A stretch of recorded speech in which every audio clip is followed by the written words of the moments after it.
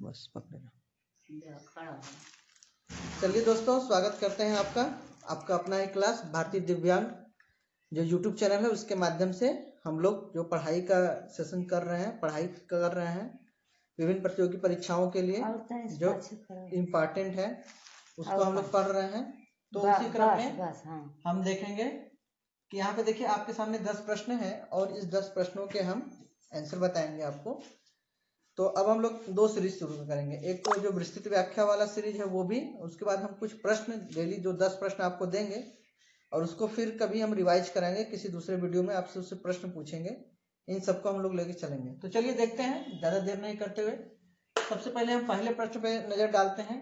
तो सबसे बड़ा यह स्थल का बात है, तो यहाँ हड़प्पा स्थल की बात है। हड़प्पा, जो हड़प्पा का पूरा स्थल है वो सबसे बड़ा स्थल की बात हो रही है।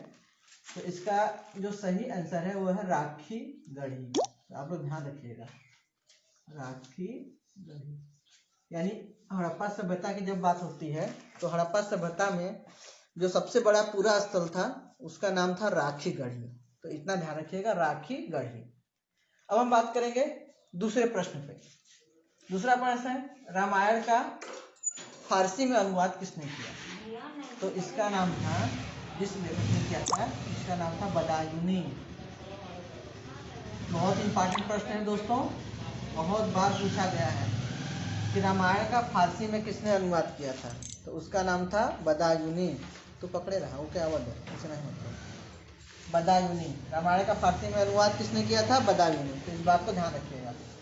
अब चलेंगे तीसरे प्रश्न पे। तीसरा प्रश्न है कि विक्रमादित्य की उपाधि किसने धारण किया था? तो विक्रमादित्य की उपाधि धारण किया था गुप्त राजा, आप लोग को पता है चंद्रगुप्त सेकंड, यानी चंद्रगुप्त सेकंड। जो गुप्त राजा चंद्रगुप्त सेकंड था उसने ही विक्रमादित्य की उपाधि धारण किया था। तो इस बात को ध्यान से समझिएगा और ये प्रश्न बहुत ही इंपॉर्टेंट है, बहुत सी परीक्षाओं में पूछा गया है, तो बिल्कुल इसको ध्यान में रखिएगा। चौथे प्रश्न पे चलेंगे। चौथा प्रश्न, त्रिपिटक क्या है? तो त्रिपिटक क्या है? जो बौद्ध जो दर्शन है या बौद्ध जो धर्म है उसी से संबंधित है। ये त्रिपिटक साहित्य है, मतलब ये साहित्यों का एक संग्रह है, जो बौद्ध साहित्य है उनका एक संग्रह है। तो अगर पूछा जाए कि त्रिपिटक क्या है तो इनको सीधे से हम लोग इसका आंसर क्या कर देंगे? बौद्ध साहित्य। त्रिपिटक क्या है? बौद्ध साहित्य है। बिल्कुल ध्यान से समझिएगा, त्रिपिटक बौद्ध साहित्य है। उसके बाद हम लोग 5वां प्रश्न पे आएंगे कि शिवाजी के गुरु कौन थे? शिवाजी आप जानते हैं बहुत प्रसिद्ध राजा थे जिन्होंने हुमायूं को भी पराजित कर दिया। तो शिवाजी के जो गुरु थे उनका नाम था रामदास। कई बार पूछा है बहुत सी परीक्षाओं में, इसलिए बिल्कुल ध्यान से रखिएगा कि शिवाजी के जो गुरु थे वो है रामदास। उसके बाद छठे प्रश्न पे हम लोग आएंगे। छठा प्रश्न है मुमताज महल का पूरा नाम क्या था? वास्तविक नाम अगर हम बात करें तो वास्तविक नाम। तो मुमताज महल का वास्तविक नाम था अंजुबंद बानो बेगम। बानो बेगम, अंजुबंद बानो बेगम, ये उनका पूरा नाम था। तो इसको ध्यान में रखिएगा, कई बार इनका पूरा, क्योंकि हम लोग मुमताज महल के नाम से ही जानते हैं तो कई बार ये प्रश्न पूछा गया है। अब हम लोग 7वें प्रश्न की चर्चा करेंगे। तो 7वां प्रश्न है द्वितीय सिकंदर के नाम से कौन संबोधित किया जाता था? यानी कौन सा सम्राट था जिसे द्वितीय सिकंदर के नाम से संबोधित किया जाता था? संबोधित क्या किया जाता है? वो अपने आप को द्वितीय सिकंदर कहलाता था कि मैं द्वितीय सिकंदर हूँ। तो उसका नाम था अलाउद्दीन खिलजी। अलाउद्दीन खिलजी, खिलजी वंश का ये शासक था। तो इसको ध्यान रखिएगा, खिलजी वंश का शासक था अलाउद्दीन खिलजी। ये अपने आप को द्वितीय सिकंदर कहता था। 8वें प्रश्न पे हम लोग आएंगे। 8वें प्रश्न, गीत गोविंद एक प्रसिद्ध प्राचीन पुस्तक है, तो इसकी रचना किसने की? तो गीत गोविंद की रचना की थी जयदेव।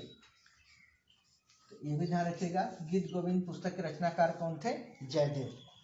अब हम चलेंगे 9वें प्रश्न पे, आइन ए अकबरी, ये भी एक प्रमुख प्रसिद्ध पुस्तक है। तो आइन ए अकबरी की रचना किसने की थी?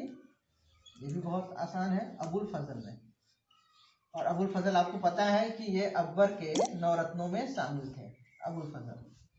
चलिए दोस्तों, अब हम लास्ट प्रश्न पे आ गए हैं। लास्ट प्रश्न है कि मोहम्मद गोरी को किसने पराजित किया था। बहुत ही इंपॉर्टेंट प्रश्न है, कई बार पूछा जाता है कि मोहम्मद गोरी किससे पराजित हुआ। तो जो इसको मोहम्मद गोरी को पराजित करने वाले राजा थे वो थे भीम सेकेंड। भीम सेकेंड। तो ये 10 प्रश्न है, ये 10 प्रश्न के सीरीज आपको दिए जाएंगे और विस्तृत व्याख्या के साथ भी दिया जाएगा, ट्रिक के साथ भी दिया जाएगा। उसके बाद ये 10 प्रश्न अलग से आपकी तैयारी को बेहतर देखते हुए, एग्जाम को देखते हुए भारतीय दिव्यांग यूट्यूब चैनल द्वारा ये प्रयास है। तो आप सभी लोग जुड़े इस चैनल से, ज्यादा से ज्यादा लाइक करें, शेयर करें, सब्सक्राइब करें। बहुत बहुत धन्यवाद।